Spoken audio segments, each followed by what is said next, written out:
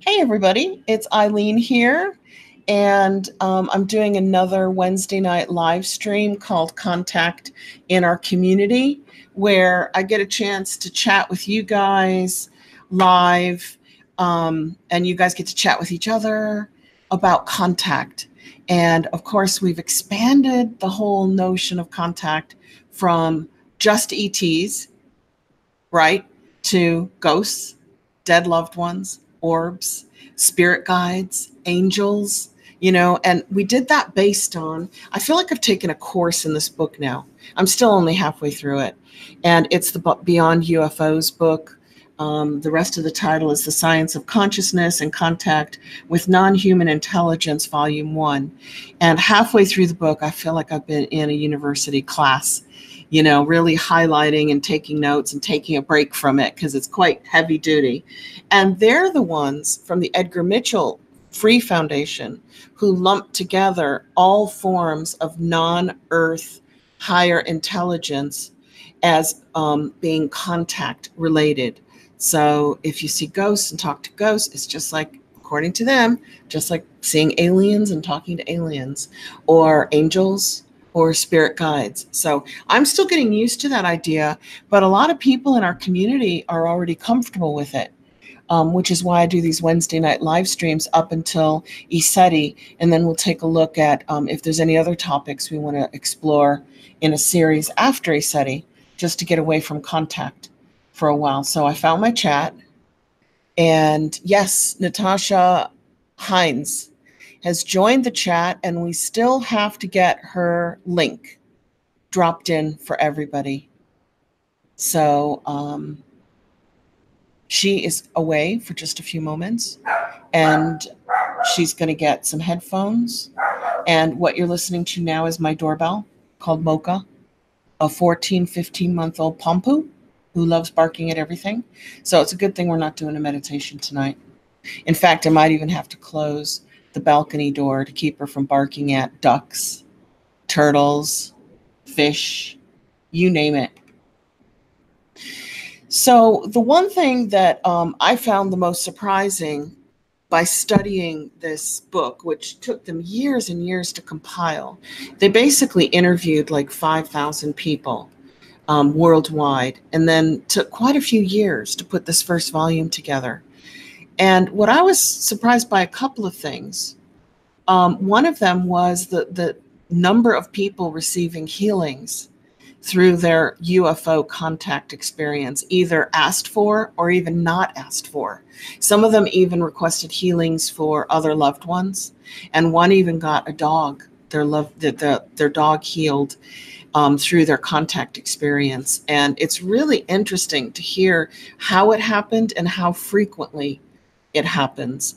And there was one lady in the back here, after generations of contact, like with me and my family, we have at least, let's see, 1, 2, 3 generations going back, at least 3. Really interesting that she also thinks it's a DNA program, that she said she feels that she and her family's DNA is being studied, and that she also received some messages that they were a bit concerned about the toxicology, the level of toxins in the human body right now, and how that interferes with or impacts human DNA. So she said that was definitely one of the things that she found they were interested in. And I always felt it was DNA related, but I didn't realize how it's DNA related. So I kind of guessed that maybe they're looking at crossbreeding programs, like seeding life on another planet where a human couldn't live as is. But if you cross certain traits with another life form, then maybe they could live on that planet in that environment. Or even something like, in the future, life not being sustainable on Earth, so they're doing some scientific tests and work to preserve humanity so that humanity can survive in the future date, kind of a science fiction-like idea, way off in the distance, can still survive, if not here, somewhere.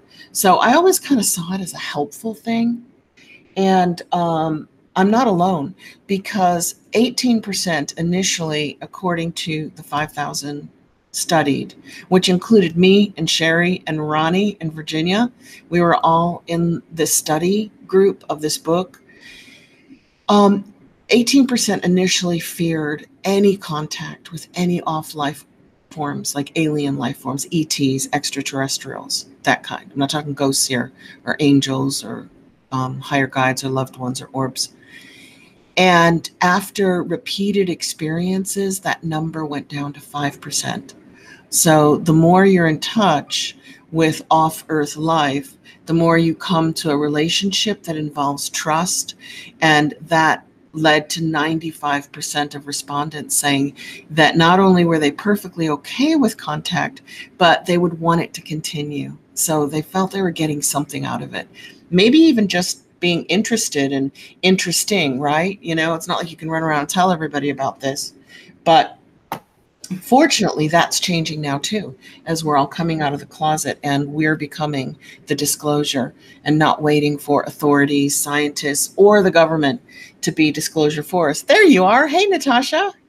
Hello. How are Can you? you hear me? I can hear you crystal clear. Excellent. You look great. You sound great. I was just giving everybody, I was just doing a quick rundown on the Beyond UFO studies, which kicked off this whole series on Wednesday nights of contact in our community, where members of our community come forward and share their contact with us. So welcome. And first of all, can you just tell us a little bit about yourself? I know that's like sitting in the hot seat, but then we'll know more about you before we talk about contact. In general, my name is Natasha. I live in Montreal, and I coach self-love and inner healing. I coach about narcissistic abuse and stuff like that. Also in regards, so like that's what I do. I have my own channel where I talk about self-love and also spirituality. I am attempting to like blend them together without like scaring too many people away. That's perfect, you know, because a lot of our spirituality requires self-love. It's like they always say, you can't love others until you love yourself. Yes. Yes, absolutely. So are you kind of like a life coach? Are you a self-love life coach?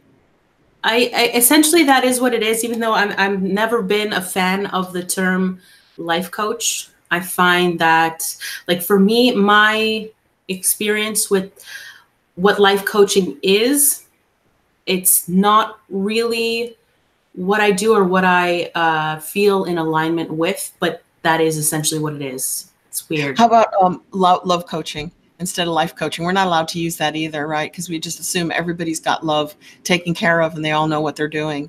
And yet, you know, love is natural, but it's also something that gets challenged when you're born a human. You know, it's very challenging sometimes, not only to love yourself, but to love others, you know? Is that are you asking me a question? Stating and asking at the same time. You know, you would think that love is something so natural to our being that it will always be there operating in the background. That's why we're not like computer systems and we're not like in a simulation, because the love program isn't just automatically running. It's something that we work on and that we work with, don't you think?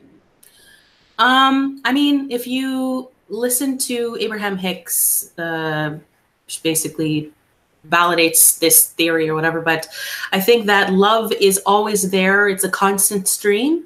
And the absence of love, and it isn't really the absence of love, it's ourselves choosing to cut ourselves off from it. It's resistance. Pain is where resistance comes. So it's a choice that we make when we have the illusion that there is no love present. You know what I mean? I've come across that in A Course in Miracles too. I love Abraham and what's her name? Esther. And it used to be Esther and Jerry Hicks. Love their philosophy and really kind of listen to a lot of their videos, CDs and books back in the day. And they're still popular. And then A Course in Miracles just kind of amplified that. Did you come across A Course in Miracles by any chance? Is that the Louise Hay book? No, I like Louise Hay too. I mean, she's a big Marianne pioneer Williamson. in self-love. Like, Yes, Marianne Williamson does a review of A Course in okay, wow. Miracles very well. But it was written by a woman who's dead named Helen Schuckman. Okay. And she doesn't get a lot of publicity because she left the book, she channeled it, supposedly channeled from Christ consciousness, but it doesn't claim that on the book. It didn't want to stir up a hornet's nest, so it leaves that alone.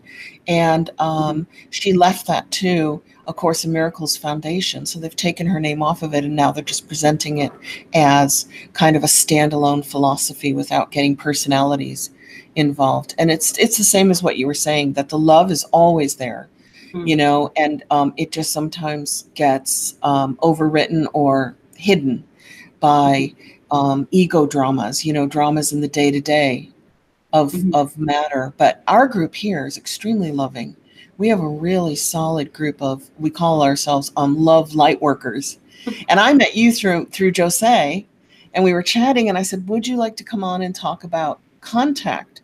So let me ask you, we're going to have to drop, can you drop your link down in the chat box, or should I do that at the end of the video and put yeah, I can do it.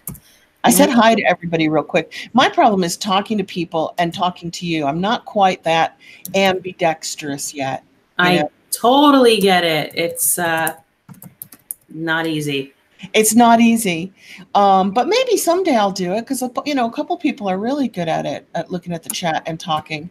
What kind of contact have you had? And now this book from the Edgar Mitchell Foundation lumps together all intelligence off of Earth as contact, whether it's aliens, the ETs, orbs, angels, spirit guides, ghosts, dead loved ones. It kind of lumps any communication with a non-Earth intelligence, something off of Earth.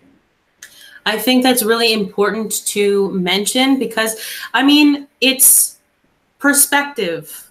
I want to go on into this because you touched on something that's been like bothering me that needs to come out.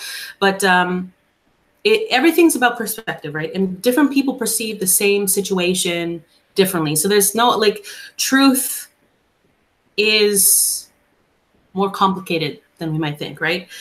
But some people seem to think that there is a difference between what we consider extraterrestrials or aliens. Like the word extraterrestrial means something that does not come from Earth, right? And that in itself, you know, everything in reality, like which reality are you talking about? Because in reality, everything exists in the same time, in the same space. So nothing's really extraterrestrial unless you're looking at it from a certain perspective, such as a 3D physical perspective. So, you know, what exactly is extraterrestrial? So what comes to mind is stuff or beings that live off planet kind of thing. And that's what we call aliens. And that's kind of like it's funny because I just filmed a 3-part series on my spiritual awakening. And as I was telling it, like just telling the story and then watching it over, and I had all these realizations of things about my life and my mission and why we come here and what's going on with the ascension process. But I realized how much changed just in the last 10 years, just in one little tiny little decade. For like 20-year-olds, it might be a different perspective, or like 16-year-olds.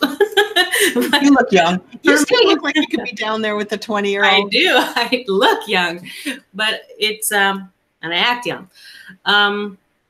But in one little decade, our perspective as a culture has changed so much. I think most of us in this community, like yourself and me and whoever's watching, we've known something was going on probably most of our lives, but just it's like the last 10 years has kind of been us, it all being validated to us and really having more clarity of what we knew is my perspective on it. And so like 10 years ago, I thought the only kind of aliens were the Greys. And I thought that they lived on a different planet.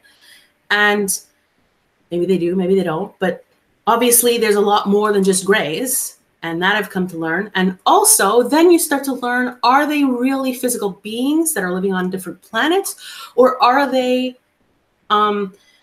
beings that don't necessarily exist in this dimension, so they can phase in and phase out? And our perception of distance isn't what their perception of distance is. So it's, you know what I mean? It's like kind of... Yeah, we're all wondering the same thing. And some of us are even wondering if it's a combination of the two.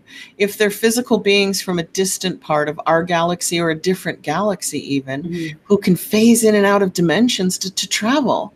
So that if you're so far away that you could never travel to another galaxy without living your lifespan first, you've mastered time and space travel so you could be there instantly. We don't know. It's like, is it a combination of all of that? I think it could be both a combination of all of it, and also it depends on who we're talking about. You know, for us, we, in a 3D world, we are physical. We're in a physical body, and we have to travel in a certain physical way. Well, we don't necessarily have to, but you know what I mean? On Earth, we get in the car, we get on the bus, we get on a horse, we walk. Right. Yeah. Perhaps our bodies can be transported in a different way, but it has to, like, in everything that I am aware of, it has to be some other force coming from with a different technology or a different dimension with different abilities that are the ones assisting in taking our physical body through that transition. We can't just do it ourselves, in my experience, unless, I don't know, there's always exceptions. Someone's always going to be like, oh yeah, well, I can do it, or I can out of body and I can lucid dream. So then we go, oh, but I can do it when I'm dreaming, and I can do it when I'm meditating. Interesting. But we leave our bodies behind. You're right. Yes. We send our consciousness somewhere. Yeah, exactly. You know, we're not really sending our bodies anywhere yet. Exactly. But so I think, I don't know if I'm skipping something, but I think that book mentioning that it's about any kind of contact, whether it be physical contact or whatever, is still contact, because we have been in contact, whether it be like there's the whole abduction thing where a physical ship comes in, a physical alien comes in your house and like takes your body and brings you onto the ship, and then like cuts up your body and puts things in it and then brings your physical body back into your bed. You know what I mean? Like there's that physical aspect or story of it. Now, 50% gave it a physical aspect. 5,000 people surveyed, right? And 50% said they only went with their mind. So, and some people said, Sherry said, rightly so, well, you might think you're going with your body and even get physical marks on your body, but maybe only your consciousness went. And I agreed with that. That is possible. And then I thought, but what about when you wake up with grass in your bed and mud in your bed and you're like, you know, you were on a field somewhere? That makes it a little more physical. I mean, it depends on who they need to interact with. Do they need to, if they only need to interact with your soul, with who you are inherently, they don't need the body. But if they need to do something to the body, which is a part of the program that caused the abductions, then they need the body. You know, so it depends. My personal experience is 3 generations that I know of. My mom, me and my sister, and our children. And it tends to kind of hang on the female side of the line, but boys and men are involved as well, depending on the sex of your child or your partner, your husband. And but it does focus on the females, and we strongly feel it's a DNA program. We feel like our DNA is being tracked generation after generation after generation. And then today I read in this book somebody else who received a healing, because often 50% say they either unexpectedly receive a healing when they're not asking for it, or they do get a healing when they do ask their cosmic brothers and sisters to help them. You know, they do get a healing. 50% have reported that out of the 5,000 questioned. And one of the persons who received a healing and her doctor verified it, she said she thinks they're tracking her family's DNA to see how much toxic changes are being done to human DNA. So they're like tracking it generation to generation to generation, and that she got a strong message that the toxicology of living on this planet is getting difficult for the species. And when you think about increases in autism and Alzheimer's and the aluminum and, you know, just the sheer number of chemicals that we ingest on a daily basis, I could see why maybe other beings want to track that and see what happens to the species, and maybe prevent a disaster in terms of wiping ourselves out with our own toxic crap. You know, I know that's a mean way to say it, but I think it's multiple things. And my theory, so this is all my theory, and it's also based on anybody who follows Bashar or has followed Bashar for many years. Bashar. Yeah. Right? He recently at Consciousness Living Expo. Yep. They posted a video of his session, and I believe, if I remember it correctly, this was the first time, because I know for a long time people have asked him questions like, well, why was I really abducted, and what was it for, and do I have kids, and he's like kind of vaguely alluded to things, but he was like, we're not going to talk about that. We're not going to talk about that because it brings fear into people, right? Right. So we had to get to a certain point where he could finally tell us what was going on, but our consciousness had to expand to a certain extent that we could actually absorb it. Like, enough has had to come out and change for us to accept what's really going on. And I think in this session where he finally basically admitted that I could be wrong, but this is what I remember, and I'm going to have to rewatch this, but that the Greys or one species of the Greys or whatever, are us in the future, in a version of the future where we basically ruined ourselves. That story, that's basically what he validated, that we ruined ourselves beyond the ability to reproduce. And so they came back to get us to make hybrids, which he has said in the past about how his species or civilization had come into being, which was a hybrid race. They're a hybrid race between us and the Greys. Then they'd be time traveling as well. I've heard that theory. I really like it. Well, I don't like it because it's kind of sad, but in a way it's kind of cool too, that perhaps the Greys are us. It would make sense if they had to go underground. If the air became so toxic that we couldn't live above ground, you would go underground and your eyes would start to get bigger because you'd have no daylight. I'm talking for hundreds of years, right? Your skin would lose its hair because under the ground, if you've ever done caving, it's clammy, it's wet. So your skin would become like theirs, which is very rubbery and very gray-green, and not lizardy though, and not snake-like, but you know, some people associate it that way. What else? You know, they've got very small mouths, very small noses.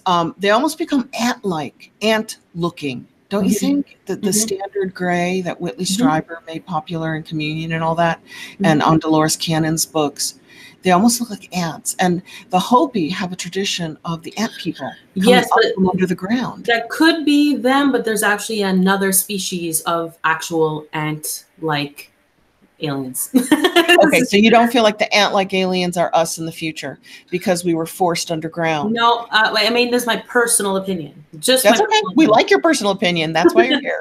Absolutely. The more we share, the more we can understand this thing by actually coming out and discussing it like it's a normal issue. That's it, and that's the whole point, dude. This is why, like, I don't want to get too off topic because we're talking about something really cool, but this is the whole point. I should say this, so I don't know, maybe somebody take a note so we remember. Like, I've had trouble. I knew that I wanted to talk about this stuff in public, and I wanted to be authentic, and this is who I really am. And I had trouble for a long time talking about it in public because I've had so many terrible experiences where people like call me psycho and whatever else. Just like, you know, where were you talking about it though? Were you talking about it not in a friendly community? Because our community is so open. But I mean, we're like, there's like the starseed community. I'm using quotes because I think a lot of us can identify with that. I don't hang out in the starseed community. I hang out in the love light community. Isn't that something? I think it's all the same. The love light workers. I think it's starseed people. I think it's all the same. honestly, I think that there are people who are souls who have advanced to a certain level of consciousness who came back to assist human souls that have not reached that point to go through the process because we can wake up faster. Yeah, so I feel like us in our community are a lot of star people, but we classify ourselves as like love light workers.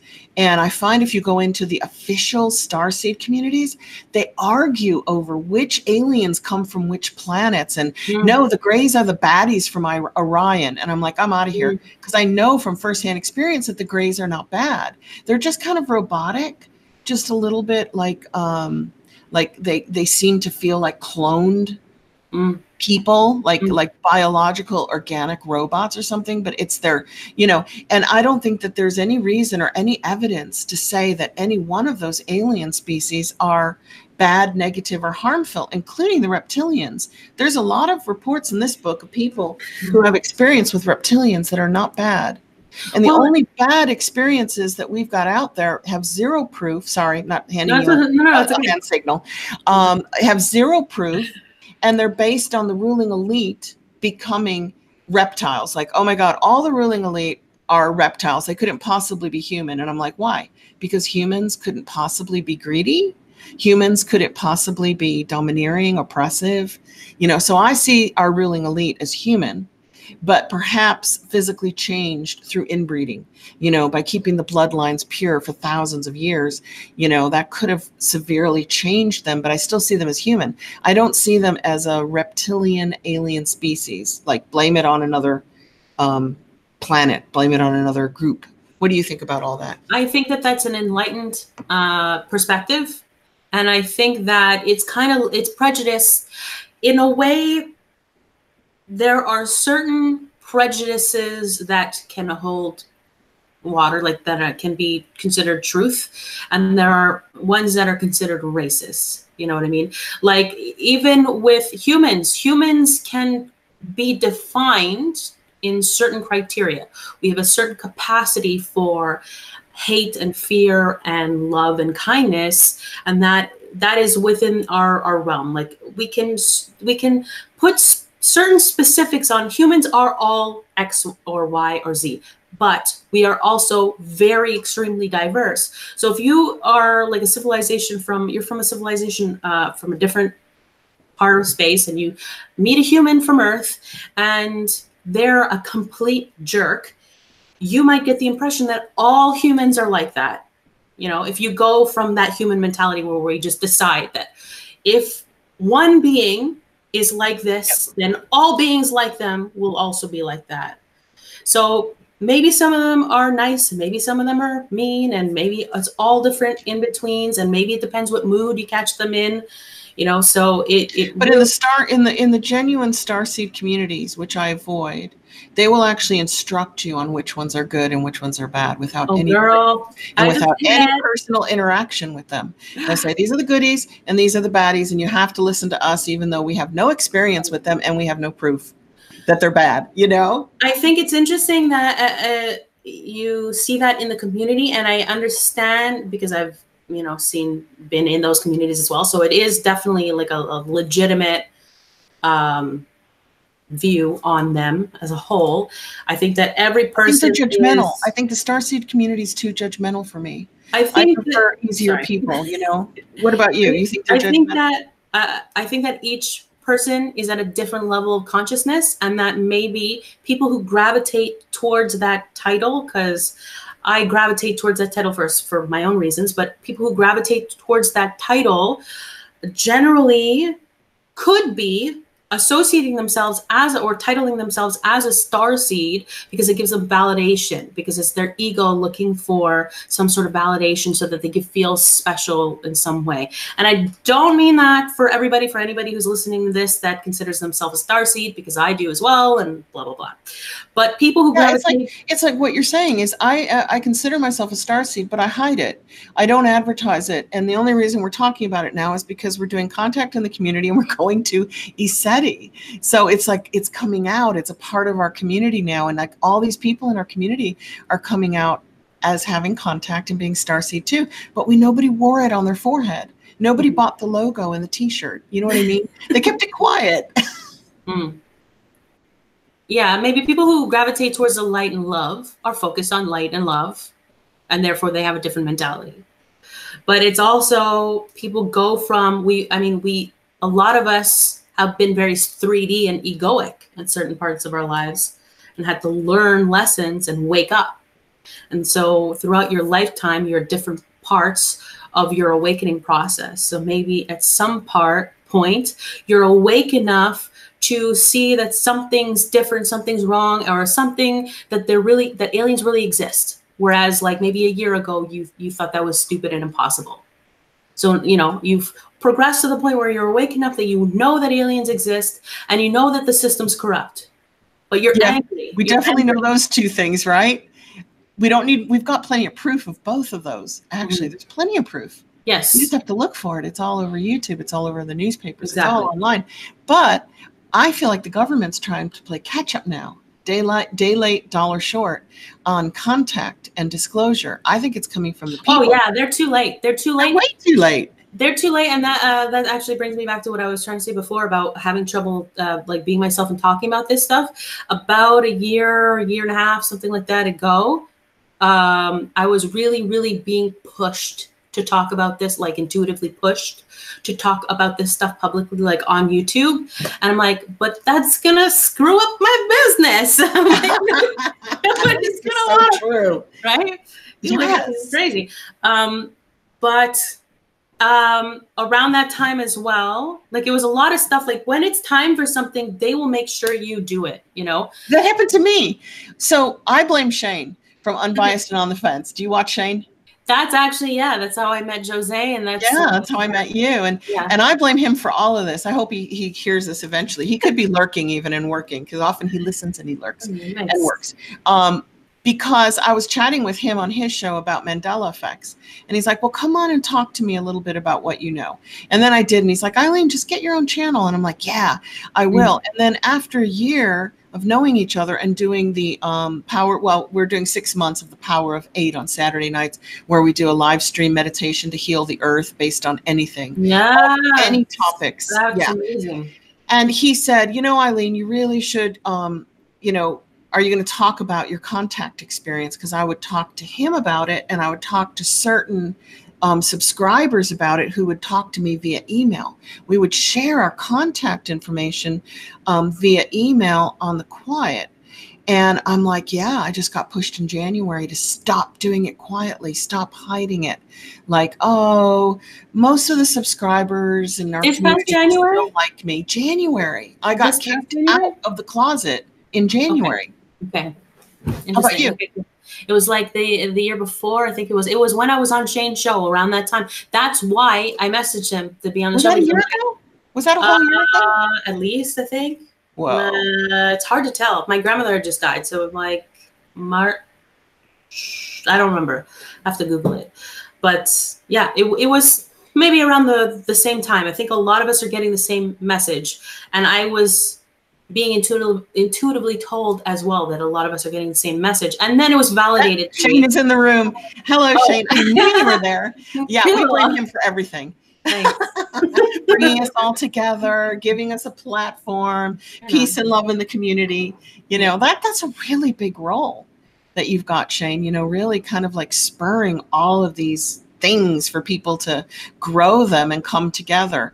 So, and that's how we all met, including with you, Natasha. Mm-hmm. Yeah. He started it all. Yeah, it's all your fault. But yeah, I would talk to him about it, but I was like, no, I'm not. I said, I still feel like half of our community would judge me badly if I said, hey guys, by the way, I'm a regular contactee and I've had it since I was 5, probably before, but my first memory of it was at 5. And my mom was, and my sister is, and our children are. And I was like floored when I did my coming out of the closet, my contact story. Everybody was so supportive and so, oh, okay. What else is new? Got anything else? Yeah. They didn't care. Yeah. You know? You think it's gonna like stir up this giant storm, and then Hornet's nothing nest. happens, and then you're almost disappointed. You're like, no one even cares. Like, they don't care. They don't care about it. That's so cool. But then a lot of other people started talking about it and doing videos on it. And then Shane said, well, let's go to ESETI. And then that started, okay, let's all go to ESETI and let's tell our stories first. And by the way, if you go to unbiasedonthefence.net, he has a forum where you guys can go in and log in so that you're part of the forum community, not strangers in there, like, you know, just getting in and watching, seeing what we say. And you can share your contact stories, your Mandela effect stories, your ghost stories. You know, that's an ongoing forum that's there forever. So. Yeah. So what I was trying to say. I keep pulling you off your topic. Let me ask you, have you seen aliens? Are aliens something that you're very aware of? This is what I'm trying to get at. Yeah. Oh, yeah. Yeah. Okay. Grays. Okay. I got you with Grays. You're going to have to list me all the aliens that you've had contact with. This is, it's kind of complicated, I guess. But, so yeah, like a year and a half ago or whatever, 2 years ago, I don't remember. The timeline is so screwed up and it's getting even more harder to keep track of time. Yes. It's so like, right? And, yeah. Okay. Yeah. So just to summarize, because I already told this story on Shane's show, I don't want to summarize it, then everybody's gonna be confused.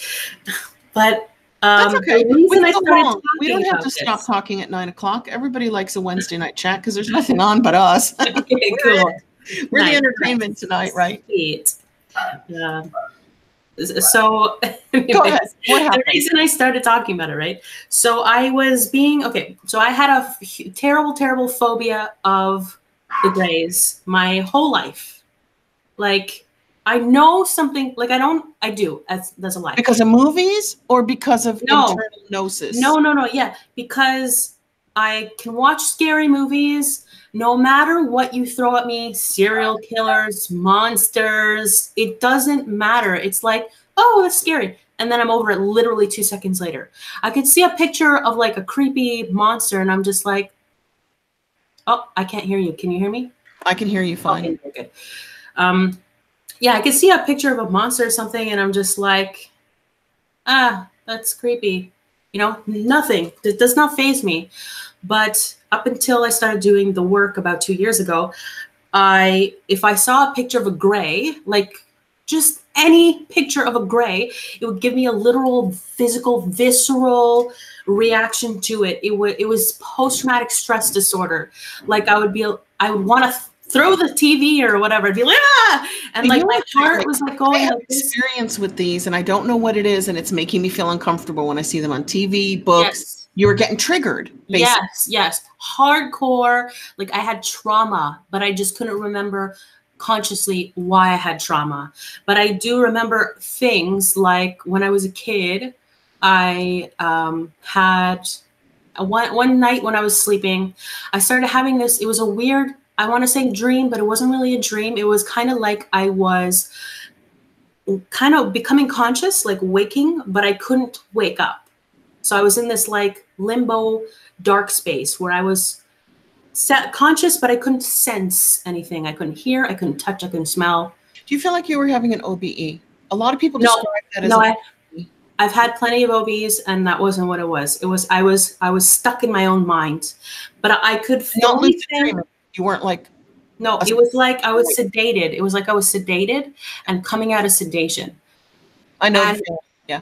And I felt the only thing I could feel, it was like the reason I started to wake up was because I started dreaming while I was sleeping. I started dreaming that there was a lobster pinching the back of my leg.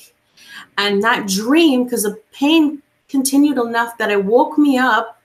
And so I was awake, but I couldn't open my eyes. I couldn't move. I couldn't function. That's how I knew I was sedated. There was something keeping me asleep, you know, but I was awake. And I realized that I was lying in my bed and that there was a pain in the back, or I can't even tell if I was in my bed. I was lying down and there was a sharp pain on the back of my leg, like a sharp pinching or stabbing pain. And the next thing I remember is me waking up, feeling like a burning feeling on the back of my leg where that pain was.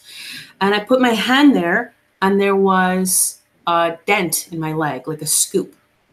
And that's still there, like I'm touching it right now. Did it have a shape? Did your scoop have a shape? Because I recently woke up with a scooped triangle, and I'm like, scoops come in triangles? I don't, as far as I can tell, it's round, but I'm going to try to take a picture of it at some point because it's on the back of my leg, so I can't see it. I can just feel it. But I did take a mirror once and I looked at it because I was like years later when I was an adult.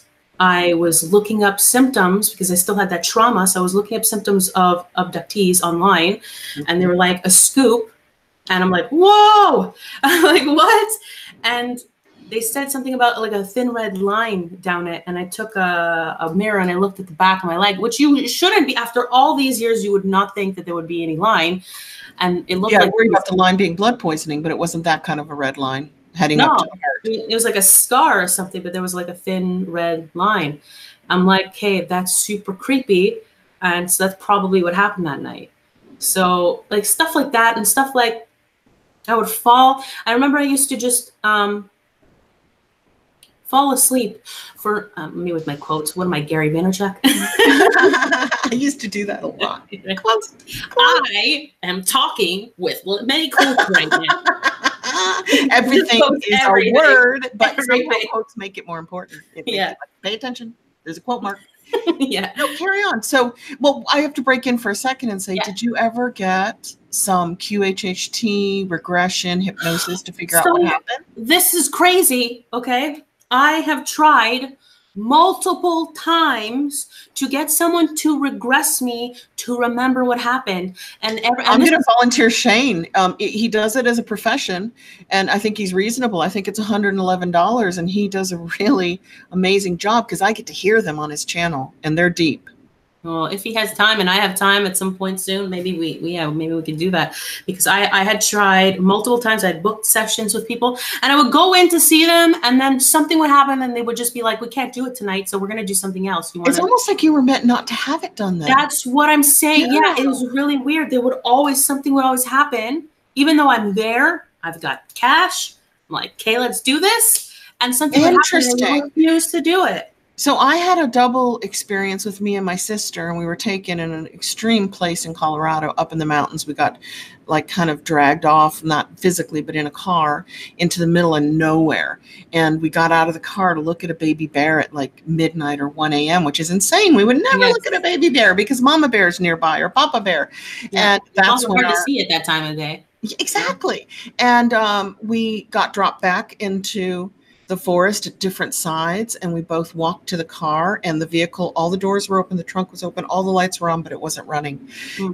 And when we got home, her husband was frantic because we were approximately, so let's see, we got there at 7 and we left, this is to Boulder, and we left Glenwood Springs at midnight, but we had an hour off track. So that would be 1 a.m. We lost 3 hours. It was a lot of time that we lost. And we're going to have Shane do our BQH just on that missing time. Now it'll be interesting to see if the sessions ever happen and if anything comes out, because if I'm not meant to know exactly what happened during that missing time, I just won't know. They'll find a way to interfere with it. Mm-hmm. That actually reminded me of another time where we were driving down, I was a kid with my brother, my mom, and my dad in the car. And we were driving in the woods in the middle of nowhere because we were driving from Montreal to Miramichi or to maybe Nova Scotia or something like that. We were going out east. And we drove straight there. Like my dad drove. It's like a 13-hour drive or something. And so by towards the end, it's the middle of the night, super dark. You're driving on a dark highway in the middle of woods on both sides, and you're exhausted. And at one point, all I remember, I don't know the timeline again, but at some point we were so tired that we were all hallucinating in the road. And so that may or may not have been part of it. We might just have been hallucinating by being tired, or maybe we were seeing stuff for another reason. But what stuck out to me always was that we were in the middle of nothing. There was forest, mm-hmm. and road. And that's where I was. I remember looking up at some point, and I saw what looked like a round UFO with lights all around it. Like it looked like a disc spaceship, and I rationalized it to be like, I was like, that must be like the top of a tower. Where's the tower? There's no tower. Did you see it land, or did you always remember it being in the air? No, it was in the air, and then as we drove, it just kind of, the trees kind of covered it up so we can see it after. Because we saw ours land. It was a big whitish blue light that looked like a massive, beautiful falling star that just fell down in the next valley in front of us. And then we had the experience. So we actually got to see it land. And we just thought, wow, that must be a big meteor hitting the earth. Of course, no explosion, no rumbling, you know. Yeah. But then the baby bear kind of grabbed our attention. Yeah. And stopping the car like you do. It's like weird memories that when you try to think of it logically don't make any sense. Those are probably a big red flag, but it's weird because when you're thinking of them or when you're remembering them, for some reason you think it's totally normal. Even though logically while you're doing it, it feels normal. But then when you think back later, you'd be like, why would I do that? That was very abnormal. Yeah, exactly. Well, it feels normal, but you know. Have you had more experiences? And if so, have you gotten to see other life forms besides the Greys that kind of got your heart racing? Okay. Well, I mean, in terms of like, what I was saying was I used to fall asleep randomly. Like I remember this one night, like I would just, not night. Like I was a kid, but I was old enough, like I was like 12. And for some reason, I wouldn't even eat dinner. I would just want to go to my room and just pass out for no reason. Middle of the day, I just out cold and then no idea what happened. And I'd wake up later. I remember that. I don't know if that's like a physical ailment or something, but I know Did you ever see anything like large Greys with a big nose? I think that was Ronnie's. Mine are Greys, tall Greys, short Greys, and Nordics. They look like ghosts wearing white gowns with blonde hair and really pale skin. Did you ever see any other ones? Some see mantises, and they say the mantises are really nice. I would think a mantis would be kind of scary to see a 6-foot mantis, but everybody in the book says they're really nice. They're like, wow, they're so loving. And, you know, I'm like, cool. So fast forward to like a year or two ago, whatever, when I started being intuitively pushed to like start talking about this stuff or whatever. Around that time, actually, okay. 2 years before that, or a couple years before that, I was at my parents' house just for the weekend because there was a problem with my apartment. And it was just me and my mother at the house. And I took the litter out. And it's weird because I always wanted to see a UFO. And then when you see one, but it was weird because it was so... Okay, so I leave the house to take the litter out, and I'm walking down the stairs. It's like dark out, and I never take the litter out in the middle of the night. It was like 9:30, and for some reason I was like, I need to take the litter out right now. So I go outside, and something was telling me to look up, and I look up, and there's a friggin' TR-3B right over my head. I've seen 4 of them over the Everglades, so I think they're ours because there's an Air Force here.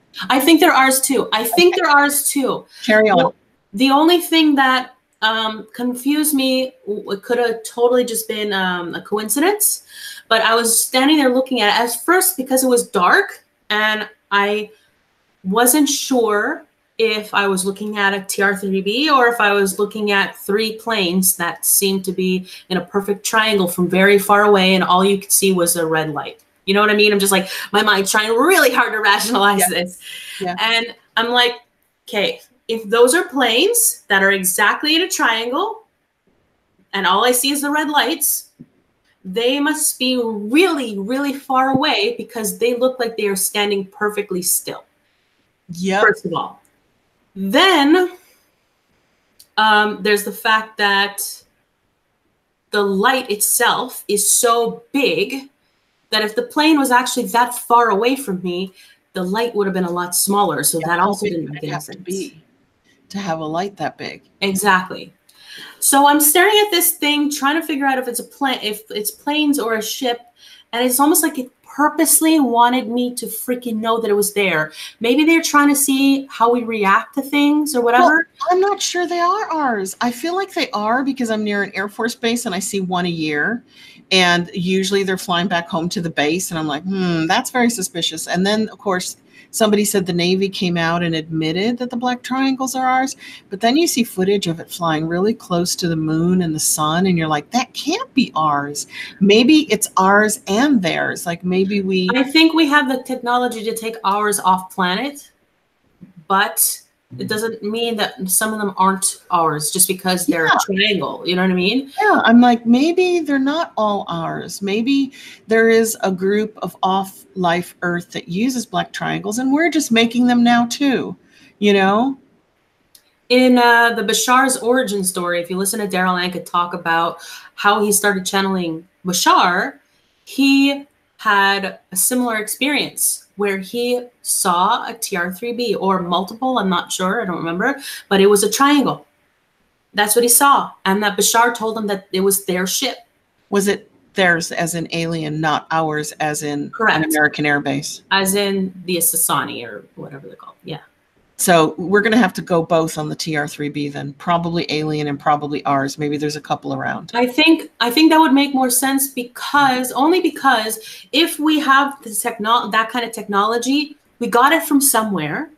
If we decided to make triangular shaped aircrafts, we got it from somewhere. You know what I mean? I do know what you mean. We have stealth, so maybe we built it after the stealth. Yeah, but if you're trying to make an aircraft that is anti-gravity, completely silent, lightning fast, your can go transparent. What's that called when you go invisible? Cloaking. Can cloak. And if they have that kind of technology, and we know, like, come on, we know, like Bob Lazar and stuff, we know that they reverse engineered actual UFOs to get that kind of technology. So it makes sense that if you're trying to get something to work and you're reverse engineering it, you're going to build something that looks like the thing you're trying to make it do the same thing. It does make sense. It does make sense. So I'm staring at these lights, trying to figure out if they're planes or a UFO. And as soon as I'm thinking this thought, a light shoots out like you ever see? It's like kind of like, I don't know how to describe it, but like lights. It looked like the sides were all multiple lights. And then do they move? And then they just light up, and so it looks like the light is moving. You know what I mean? But from one corner to the other, it went. Like, it didn't make that sound, but you know what I mean? You like sound effects on the show, right? I make them all the time. So, yeah, so the light moved, or like the light stayed in the corners, but actually, no, I think it was like that light as if it was moving from one side to another. But like there to there and then back again, super like quickly to prove to me, to help my mind understand that what I was looking at was a triangle. And I'm like, okay. And I just like put the litter on the ground and slowly took a couple steps back and went back into the house. But it was, and then I just walked into the house like nonchalant. Like, yeah, of course there's a UFO on the lawn. Like, yeah, obviously. Did you like go, oh my God, an hour's gone by? Or was it like, no, you kept your time? No, weirder. It was like nothing. I was in a mental state like nothing happened. Okay, so I'm usually returned. I find that if something big has happened, I'll come back all calm. And if people in the house hear the boom when I'm returning, which is like a sonic boom, and they'll come up to me going, are you okay? What was that explosion? I'll go, no, it was fine. Go back to bed. Nothing. It was nothing. Nothing. So I find that calmness is a real sign that something's going on, because I'm not actually calm. You know? Exactly. Like I could have went outside, been gone for a while, and then come back in. But when I came back in the house, excuse me, my mom was on the phone and she was looking out the front window, and she's like, "Did you see a UFO?" I'm like, "What? Yeah? Did you see it?" She's like, "No, I'm on the phone with your brother who lived like 10 minutes away, or lives like 10 minutes away from their house." And so She's like, I'm on the phone with your brother. And my brother is very 3D, okay? He does not want to talk about any of this. Like, he's seen some weird stuff as a kid, like ghosts or something, like physical people running around the house. And my mom and him saw that just went through the wall and just like disappeared. Like, she could describe what he was wearing and stuff. So either ghost or whatever else. He has seen it, and he's so traumatized that he like refuses to acknowledge any of it, calls me a psycho and all that, right? But he, of all people, what? He saw the UFO, didn't he? He saw it along with his wife and one of our childhood friends. The three of them were sitting on his porch and just happened to be looking outside at the same time that I just happened to walk outside, and we were both looking at the same UFO from different parts of the city. But it was right above me, and it was like far from him. But it was like validation, like this really happened. That happened to me and Sunny. Sunny, is it just Sunny or Sunny 3, Sunny 6? She does sky videos in Florida, but I'm on the Gulf side and she's on the Atlantic side. And my daughter and her friend took a picture of the same UFO at the same time that Sunny was showing on her channel. And we confirmed by email that it was the direction, everything. Yeah. It's crazy. Stuff like that. I'm sure like stuff like that happens to us on purpose to really validate that this is real, that you're not like, that it actually happened, so that you'll remember. Because another problem is that when stuff like this happens, it's not even about being brainwashed or mind wiped or whatever. It's the fact that it's so, your mind wants to protect itself, right? And so whatever your belief system is, paradigm of reality, that's it. You go, exactly. Nope, that's right. Memory. Nope. That's right. See that correctly. That's right. Right? Because it's challenging your view on reality. That's it. So you shut out the memory and you don't remember that it happened until it's triggered, until somebody reminds you or something reminds you that it happened. You're like, oh my God. Like,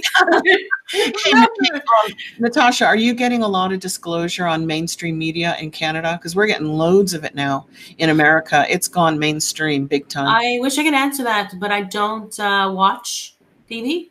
Yeah, neither do I, but I've been now looking for it since other channels have been reporting on it. I'm like, okay, let me just go look and see what they're reporting on. And I've seen it on CNN, NBC, MSNBC, Fox, CNN, all over the place. ABC, CBS, The Hill.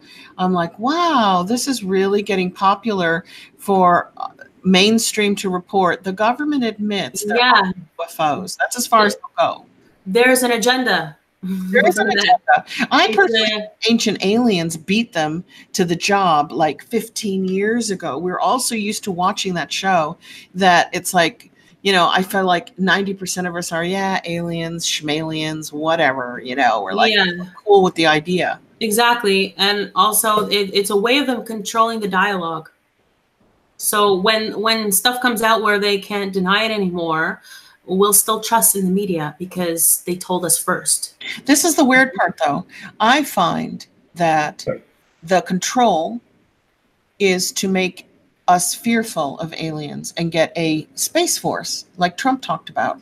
And when certain people talk about the secret space program, well, there's good aliens and they're fighting the bad aliens and the good aliens are winning, but we want to make sure the bad aliens don't come down because they're just going to all, you know, gather us up and eat us all, or, you know, whatever they plan on doing with us. And all of the experience that I've had, my family's had, and everybody in this book, no space war, no Star Wars is going on, according to the people who have like almost verifiable contact experience. They say that space wars is all contrived to make us think that what we do down here, like fight each other, is going on up there. And if you think about it, how could it be? It's like the message I keep getting is that we can't get off the planet. They're not going to let us out there until we can play nicely. And we have to play nicely down here first. Not be warring on each other, not be stealing each other's resources, controlling and oppressing. You know, so I find personally, everybody who talks about secret space alliances and Star Wars out there, I find it's controlled opposition that serves the ruling elite of humanity. If you think that what we do down here is what they do out there. What do you think? What's your opinion on all that? I think that, first of all, things are never quite as they seem. And we always tend to, like, with whatever information that you have, where you're at is what you think that reality is or truth is. And then down the line, you get new nuggets of information. You're like, oh, and it expands your understanding. And then down the line, you get more information that expands your understanding. And so when whatever we think is real right now may not be what we think or what we understand to be real in like 2 years from now. You know what I mean? So I can't answer that question, but my personal theory, actually, I'm going to take this opportunity. I hope Shane's still watching, because I wanted to say this for a long time. When I was on his show, he asked me about Corey Good, if I knew who Corey Good was or what I thought of him. And I had just found him like the day before or a couple days before. It was really serendipitous that he asked me that question. And I hadn't dove in, you know, I had just barely touched the surface, and I was still experiencing cognitive dissonance because I had my belief system and Corey was challenging it. And I'm like, there's no way. There's no way. I'm like, he seems like a really nice guy, but he probably has been brainwashed to believe that so that he can propagate a story that furthers the agenda. And then after Shane's show, I dove in and I was like, oh, I shouldn't have said that, because say whatever, you know, whatever your opinion is. Shane and I joke all the time that our opinion today is ask us tomorrow. It'll be totally different. You know? right. If you have an open mind, your opinions change with time based on new information. Absolutely. And if you're ascending, your consciousness is expanding, then you're experiencing new perspectives. What I find interesting, though, I've got some proof. 5,000 contactees interviewed, and not one of them experienced space war. The only people who experience space war make a lot of money at it, and it serves the agenda. So now that's interesting, that there's a disconnect between popular people talking about aliens and the unknown people who are. What do you mean? What do you mean by they haven't experienced space war? Because if you're asking a bunch of people who are having interactions with specific species or civilizations, then you're going to get a similar story. If that civilization has a similar agenda, then you're going to get. It was part of the 6,000 questions asked of, I think 173 countries were involved in the 5-year survey. And this was done by Dr. Edgar Mitchell, the astronaut who was either the 3rd or the 6th man on the moon, if you believe he went to the moon. A lot of people think that NASA just lies about that, and I don't know. They might be lying about it. I think they lied. So as part of the 6,000 questions, it was asking about space wars. And not out of all the 5,000 people who responded, they said there was no war out there. But who are they asking again? 5,000 people. From where? 174 countries. But like on the internet, or like where did they find these people? Well, this book that we're talking about, scientists have done the first scientific study of contactees. Some of the scientists are from Harvard University. Okay. Some are from space programs. One of them was actually with a propulsion laboratory. And then the other, of course, he's dead now, is Dr. Edgar Mitchell, okay, who actually commissioned this study. Right. So over 5 years, these scientists contacted 5,000 contactees, and the normal people who are part of everyday contact, and they're but not I can give you selling examples. Stories. I can give you multiple examples of people who have had negative interactions. Yeah, that's what's interesting. They're not in this book. The contactees, that's why I'm saying is famous. Just that in itself negates that theory, because it shows that the information is biased. It shows that the out of those questioned, 5% reported. They said that they were fearful and they wanted it to stop, but nothing was done to them. And that's what negates all the people who like the movies and the television shows and everything that makes it scary. Like Whitley Strieber, when he wrote Communion, he said it was terrifying. And then he came out recently, like 50 books later, and he's no longer popular. And he said, you know, it was terrifying because it was different. I was scared because I didn't understand. But the fact of the matter is they never hurt me. So the negative experience that 5% of regular contactees report is based on their own fear. And who is they? Who were they interacting with? Because here's another theory. You want the I think you should read the book. I think before you and I. No, I will. But this is great. This is great. Here's another theory. Here we go. Wait. Answer your first question. 48% were interacting with off-Earth life that had human form. Okay, but that doesn't. 45% were with the short grays. 3 to these are the types of beings being reported. So it's a lot. Tall grays, 33%. Hybrids, 20%. Insectoids, manatid, 13%. 13% reported interacting with reptilians. But of all of these, only 5% reported continued fear. So I guess you have to ask the scientists, because these are researchers who just do research. They understand research.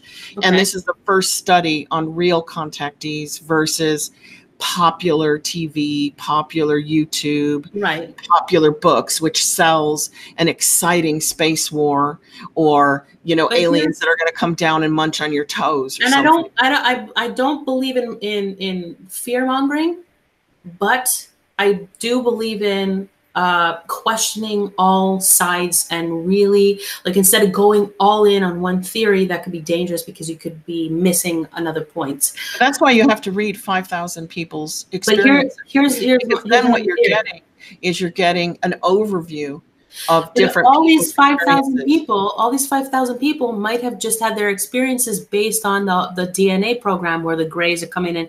And no, that was 40%. 40% had experience with DNA sampling and with grays. The others didn't. 60% had no DNA. What I'm trying to get at is that, let's say there is a negative there are negative beings with a negative agenda. And when you have an interaction with those beings, you never come back to tell the story. Oh, see, but you're not basing that on any proof. You probably don't have names of people picked up by specific negative beings whose parents and loved ones say they never came back. They were taken. Do you know what I mean? You're kind of guessing. It's mathematical. You're saying it's logical that people would be taken and not returned. There's no proof that that's not a possibility, and there is proof that it's a possibility, but there's no proof that it's actually being done. But there is proof that people disappear. Many people disappear. That is true, and there are a lot of humans on this planet. There are 7 billion, and in my experience, I'm probably biased because I've seen countless examples and proof of humans being inhumane to other humans and to animals, but we're still missing the proof of alien beings being inhumane to humans. Right now that resides in Hollywood films. I'm talking solid proof. So my bias is probably on the side that, these people in this book are correct. What we do here on this planet is not repeated out in the galaxy, out in the solar system. All these different off-Earth life forms are not trying to destroy each other and take over each other's resources. So I kind of would like to see the proof, because if there's any fear attached that there's a huge alien war going on, then we need to arm ourselves here. We're going to need more than nuclear weapons, aren't we? We're going to need laser technology and absolutely not. Absolutely not. That part, in my opinion, is the BS part.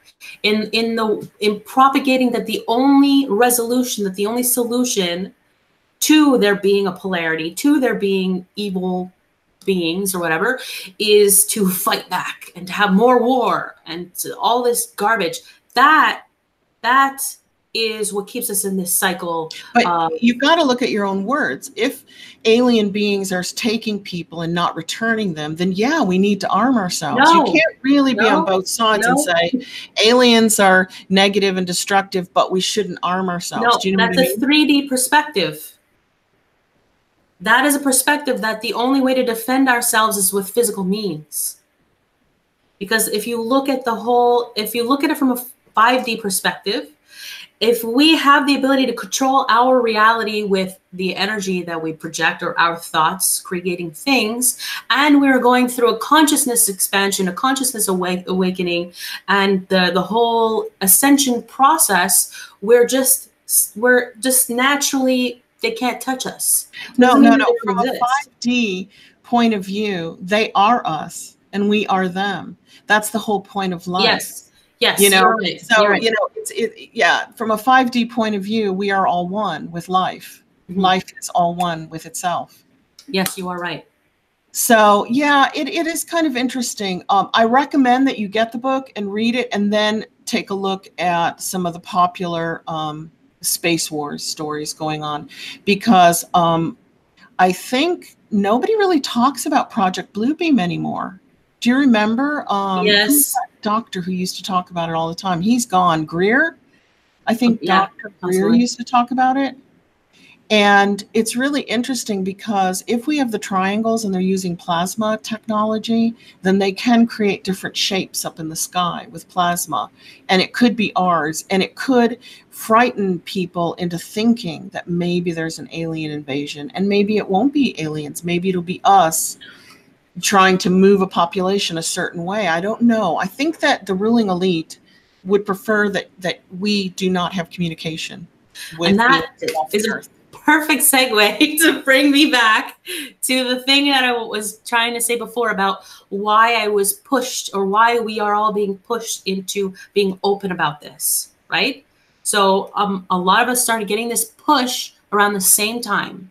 And a perfect example of this was this experience that I had around the same time, about a year or 2 years ago, 3 years ago, that I didn't tell you yet. But I had this experience with an actual being in front of me, and then someone else also had pretty much the exact same experience. And they uploaded a video about it on YouTube, and I'm like, holy crap, dude, that's exactly what happened to me. And it was around the same time. It might have even been the same month. And what was that? What happened? So I was intuitively told to get over my fear of the grays, that I had to work on it, actively work on it. And I'm like, I really didn't want to deal with it, but they're like, nope, you have to do it. You have to do it. So I started watching all these documentaries about aliens, and I started like really saturating myself in it.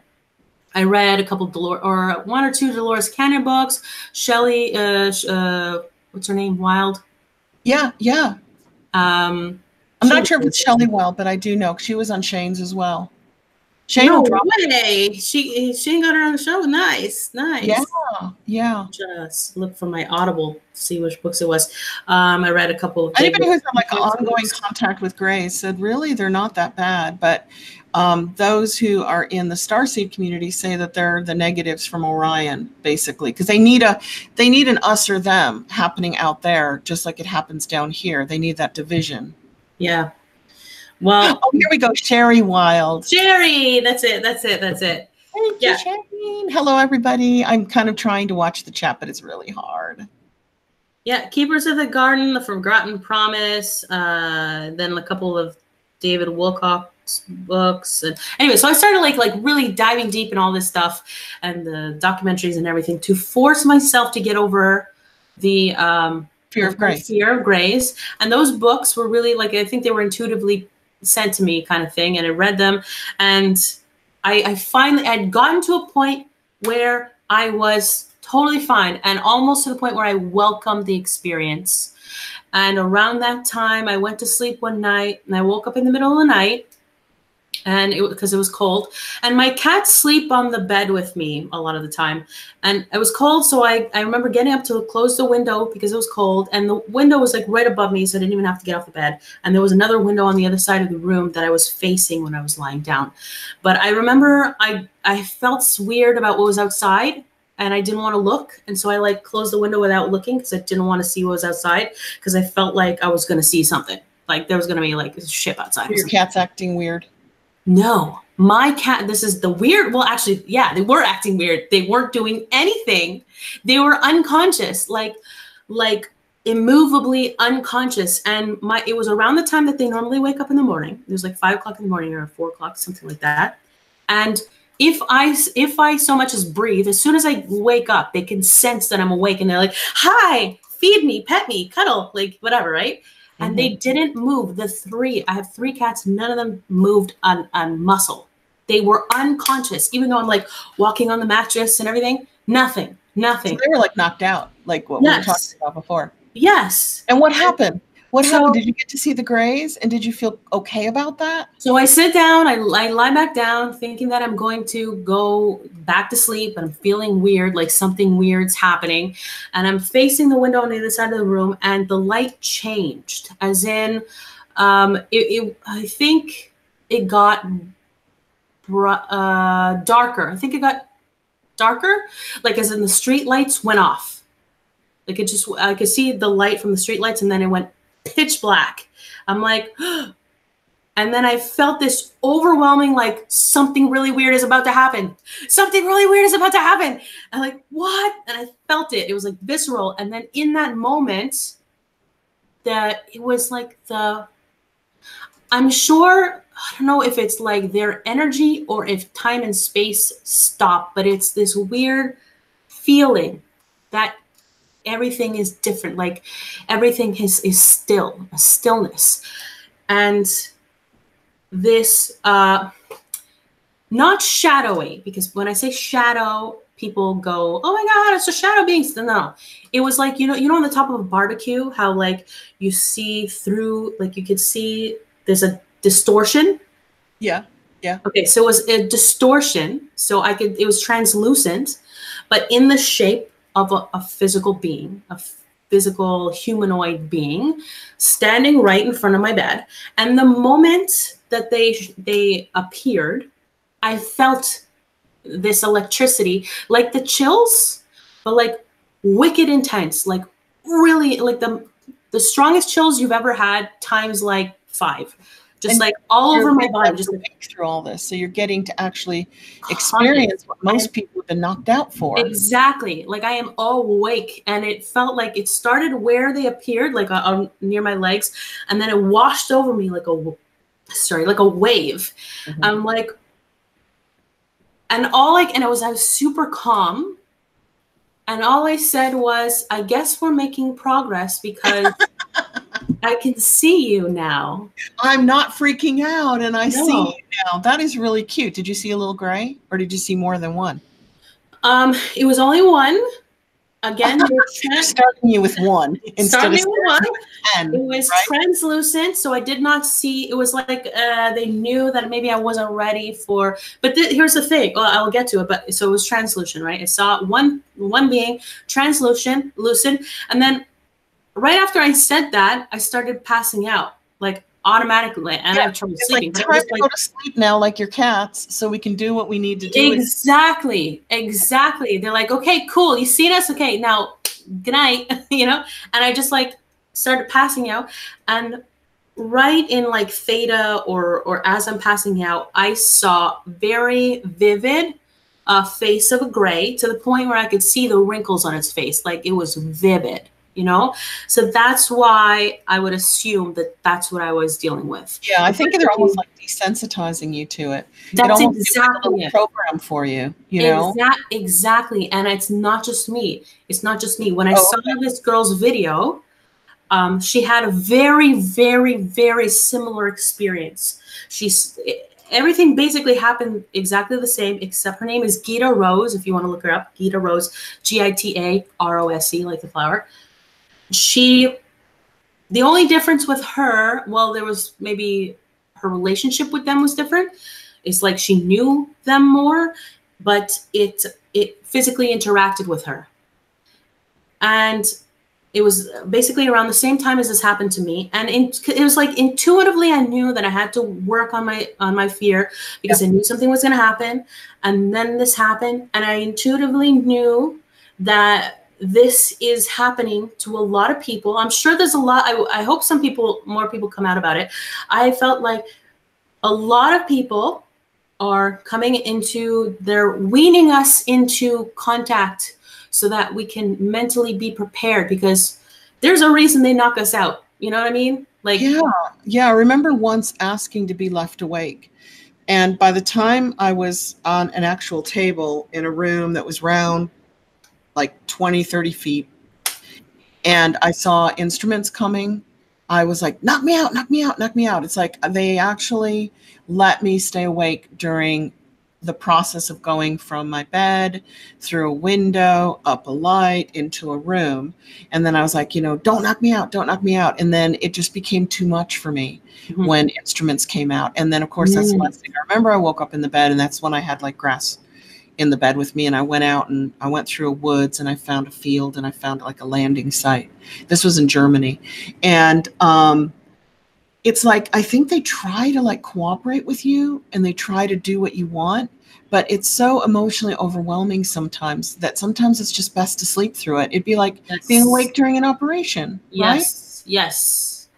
And that's hard. Yeah, being awake during an operation where you don't understand what's happening to you, and you don't understand why, and you're not sure if you're ever going to go home or if they're killing you, and you are not extremely not familiar with the beings that are doing it. You know so what I mean? guess our fear is a big deal. And I think of humans interacting with animals and like watching chimpanzees and gorillas, like Jane Goodall and that other lady, I can't remember the name off the top of my head, Diane Fossey.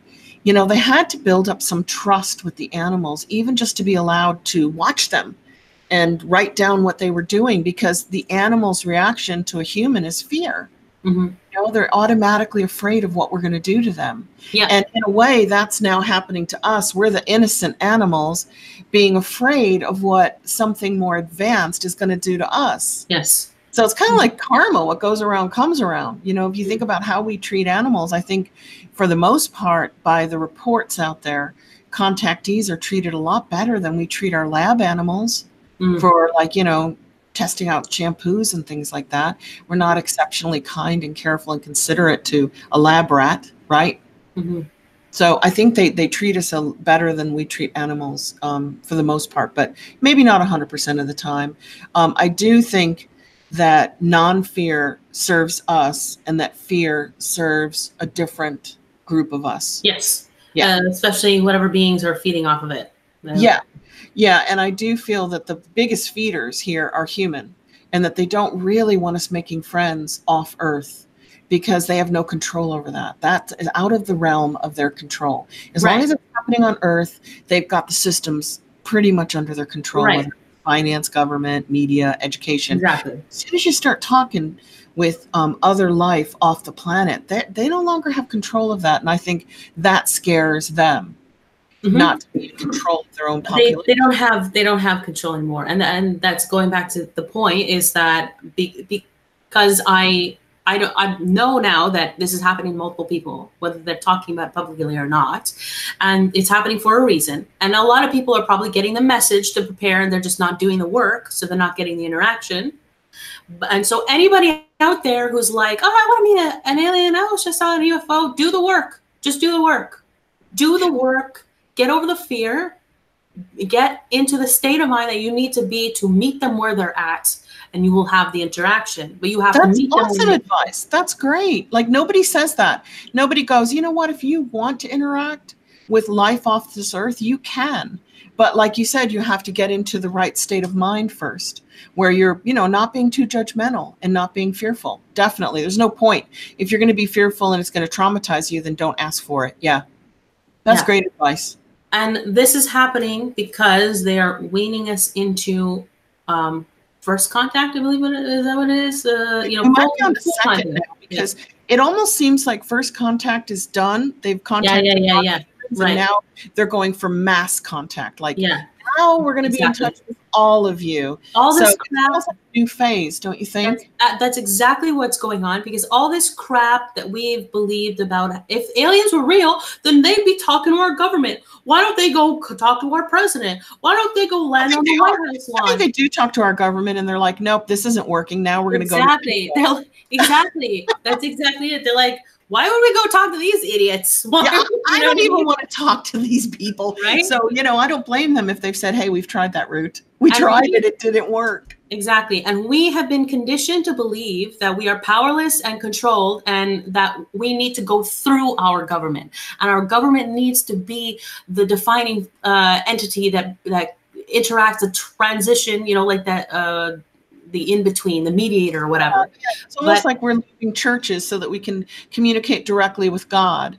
And now we're leaving our government officials to do what they need to do, the paperwork, to keep the things running, and we'll contact off life Earth ourselves. We don't need intermediaries, I guess. Exactly. That's the word I was looking for. Yes. Because they don't have interest in using our government as an intermediary. They need, it's more than that. It's the point where we need to have personal interaction, personal experiences, one-on-one direct communication. So there's no telephone, there's no meaning the telephone game where everything gets where the message gets changed. Right. There's no manipulation, there's no control of the dialogue, that it is a clear message, and that we have our own personal direct interaction, our own direct communication. So we know very clearly what kind of beings they are, what their agenda is, what they want from us, and we can build a relationship with them, because we're sure as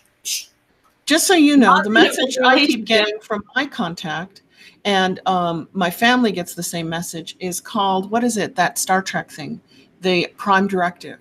We keep getting the message that this is very much enforced here, that you can study and you can watch and you can interact if the interaction is mutual, but there's some kind of prime directive that stops, say, one group coming down and just dominating the earth.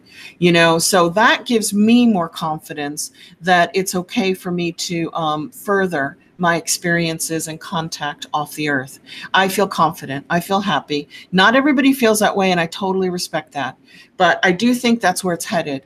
I think it's headed toward interaction, peaceful interaction off the planet. Like, we need to graduate off the planet. We need to get out there.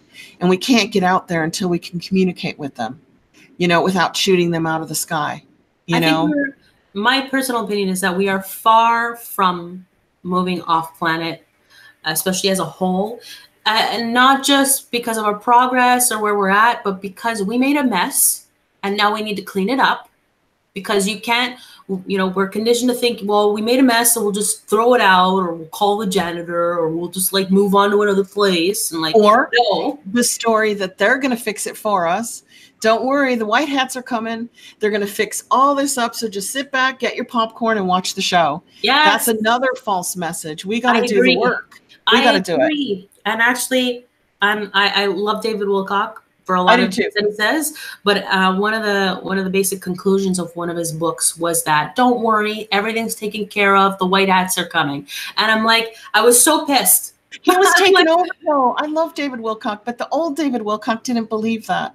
So he was kind of sucked into a new program with secret, what's it called? They were his resources. My secret sources from the government were contacting me and telling me secret things. And that pushed him along the lines of sit back, don't do anything. It's all being done for you. But before that, he was totally like, I don't know, innocent. He was just totally open to all the possibilities, wasn't he? He was more spiritually minded in the early days, focusing on channeling and stuff like that. Sacred geometry. One, right? And then he moved into the whole deep conspiracy crap. And then because he was on that level, then that's when he started getting attacked. Yes. When he started getting threats and everything. But I think if you get to that level, because he was so popular and he had huge followings on Gaia TV with wisdom teachings. Yes. And his books were awesome. And I've been to one of his lectures for 3 days, and it was a good experience because I didn't agree with the, sit back and wait for the white hats to save you, but I still appreciate the man and the wisdom. Absolutely. But he said it himself. He's aware that he has to be. We have to be careful, because Sherry's in the room, and Sherry, and that's Sherry's secret boyfriend. She was one of his secret government contacts because she was in the Monroe Institute. She did Gateway. We know about you, Sherry. I love you. Don't take it around. I love you, Sherry. I don't even know if she's still here. Oh, bless her. Well, we've done an hour and a half, and I'll just have to say we got to do this again. We got to I chat love again. to. It was This is awesome. great. This is super great. I loved it. It was fun. It was Yeah. really nice. And you've got such a bubbly personality. So Yeah. I could sit and listen to you talk about aliens all day and feel really good about it. Thank you. Thank you. You give it a fun spin. Like, hey guys, this is normal. Don't let it freak you out. You know, if I can deal with it and I can deal with the grays, you can deal with it, you know? Yes. Yeah. Totally. And they do get a bad rap, those poor grays. But I used to tell my sister who, you know, she really hated the grays because they just felt so robotic. I'm like, just give them a hug and see what they do. It's really funny. It's like their arms poke out and they're like, no, they don't like that stuff. There's no emotion in them. So I'd be very sad to think that those were us in the future, that we became some kind of an emotionless, you know, kind of robotic creature. But hey, the universe is big and there's room for all kinds of life out there. So who am I to judge, right? Mm-hmm. Absolutely. I think if I'm going to leave one last message, it would like really to emphasize what I said before about doing the work, because I've been, a couple weeks ago, I got another intuitive message that to be ready for like actual seeing them, like my personal experience of actually physically seeing, like no more translucent crap, but like actually seeing them, which is like a real big fear of mine. Like I go to sleep at night, I'm like, I don't want to see you. I don't want to see you. Talk to me in my dreams if you have to, but I really don't want to see you. Like, are you coming to ESETI? August I'm 8th, not. 11th? I'm not. You should come because chances are maybe you could see them there. Oh God, no, thank you. But you'd be with all of us, so we could make you feel good about it. Well, I would feel safer. Yes, I would feel safer until nighttime when we're all supposed to sleep in our own individual tents, and I would be like super freaked out. And then the grays would come just for you because you need more gray therapy, basically, and they'd leave me to sleep because I don't need gray therapy. I'll just go hang out with the Sasquatches. Yes, well, yeah, Jose says she's going to go to Sasquatch land, and she's going, please, no aliens. And I'm like, it just makes me laugh when she says that. I'm like, you're going to ESETI. It's where the aliens are. Mm-hmm. Anyway, it's going to be fun. It's going to be awesome. And oh, there she is. I see Jose with a big smiley face. And you guys, thanks so much. I would say all your names, but I don't know, maybe there's 23 I would have to say, and then I'd leave somebody out and then I'd feel really bad. So thanks so much, everybody, for watching tonight and being part of Contacting the Community. And if you want to come on and tell your story, I am here and I am waiting for you. And I will put you on the live stream and we will just chat. Natasha, thank you so much, Natasha Hynes. And Shane put your link in and put your other videos in. Yeah, he put in the show. Oh my God, thank you, Shane. Yep, and Sherry Wild. Oh, that is so sweet. Thank you. So Rainbow Warrior said 25. Yeah, I can't say 25 names because, you know, I'll only say 24 and then somebody will be really mad at me tonight. So I love you guys. Thanks so much for popping by, and we'll do this again. And hopefully my sister will be on next Wednesday. I'm inviting her now because I see her in the chat. So Leslie, you want to come on next Wednesday and talk about our family contact? I don't see an answer. I'll have to call her. I think I'll have to text her on that one. Much love, everybody. Bye for now. Bye.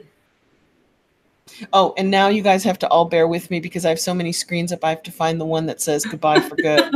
Like actually turns the live stream off. I'm getting there. Hang on. It's coming. I'm going to find it. I got it. Okay. Bye. Bye.